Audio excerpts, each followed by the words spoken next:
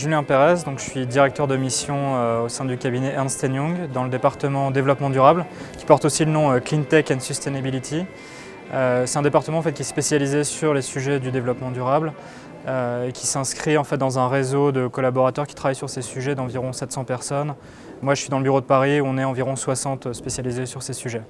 Et au sein de ce cabinet, donc, je suis directeur de mission. Donc, je pilote un certain nombre de missions, en particulier relatives au secteur de l'énergie. Alors ça touche à la fois des clients qui sont eux-mêmes dans le secteur de l'énergie, donc des industriels type Total par exemple, mais aussi des services qui ont un rapport avec l'énergie, c'est-à-dire accompagner un industriel quelconque qui souhaite faire de l'efficacité énergétique ou optimiser son mix énergétique.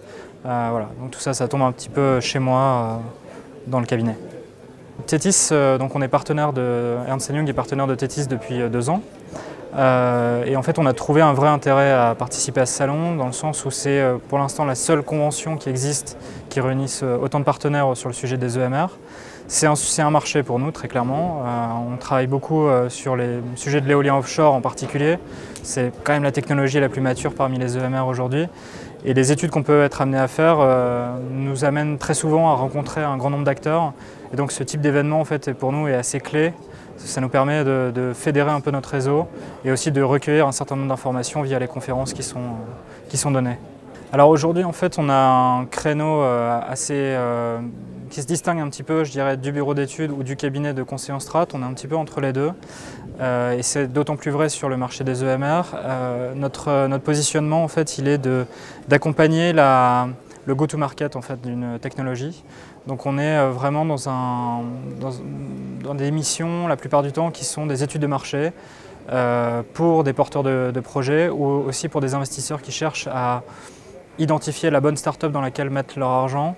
Et donc nous, on est vraiment là pour les accompagner, pour aller vraiment jusqu'à la signature du chèque, j'ai envie de dire, ou jusqu'à la pose du prototype. Ensuite, on laisse la main parce qu'on n'est pas un cabinet technique et on n'est pas non plus un cabinet stratosphérique, entre guillemets. Donc voilà, on se situe un petit peu entre les deux et c'est là-dessus qu'on se positionne aussi pour les EMR. Alors sur les dernières actualités, donc, on a eu un certain nombre d'études de marché qui ont été conduites sur l'éolien offshore en particulier, pas que. Alors souvent, finalement, c'est une technologie qui s'inscrit parmi d'autres.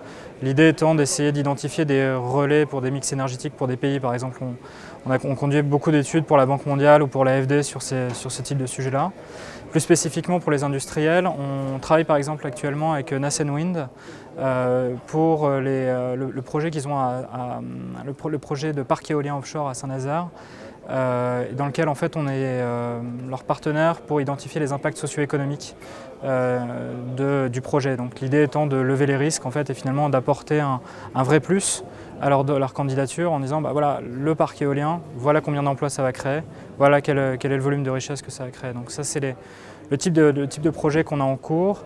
Très clairement on va essayer de répliquer un peu ce modèle-là sur les technologies émergentes EMR, donc sur l'hydrolien, sur l'holomoteur, sur le marémoteur.